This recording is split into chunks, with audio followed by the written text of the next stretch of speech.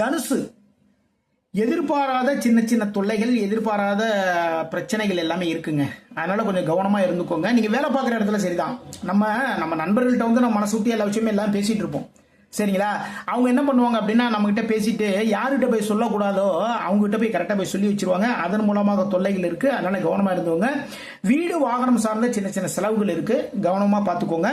இன்னைக்கு பார்த்தீங்கன்னா அம்பாள் வழிபாடு பண்ணுங்க, மிக மிக சிறப்பு.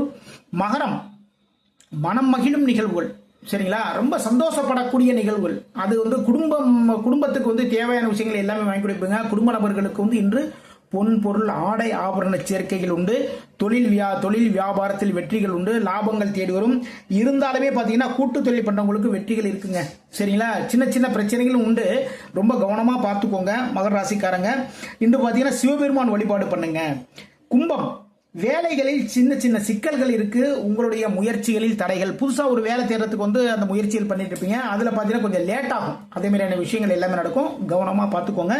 இன்னைக்கு பாத்தீங்கன்னா பெருமாள் வழிபாடு பண்ணுங்க, அதன் மூலமாக நல்ல விஷயங்கள் எல்லாமே நடக்கும்.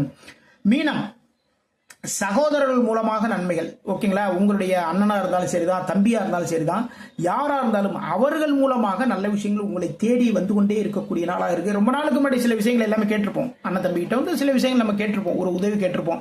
அந்த டயத்துல இருந்து அவங்களால செய்ய முடியாம இருக்கும். அந்த உதவிகள் வந்து இன்று உங்களை தேடி வரும். அதே டைம் பார்த்தீங்கன்னா கல்வி சார்ந்த முயற்சி, குழந்தைகளுடைய கல்வி சார்ந்த ஒரு முயற்சி வந்து இன்னைக்கு இறங்குவீங்க. அதுல வந்து வெற்றிகளை பார்ப்பீங்க. இன்று பாத்தீங்கன்னா சிவபெருமான் வழிபாடு பண்ணுங்க, அதன் மூலமாக நல்ல விஷயங்கள் எல்லாமே நடக்கும்.